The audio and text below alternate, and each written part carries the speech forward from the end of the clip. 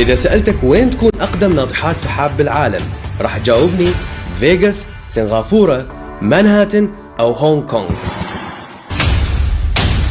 للأسف راح أقول لك جوابك غلط. باليمن أقدم الدول وأعرقها حضارة مدينة اسمها شيبام ولقبها مانهاتن الصحراء، لأنه فيها أقدم ناطحات سحاب بناها البشر.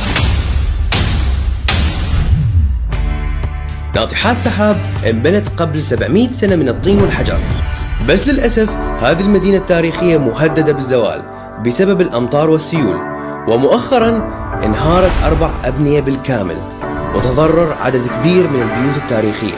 الخبر الحلو أنه رجل أعمال سعودي من أصل يمني تبرع بمبلغ مالي لترميم هذه المدينة، واليونسكو كذلك خصصت مبلغ لترميم أكثر من 40 بيت تاريخي متهالك.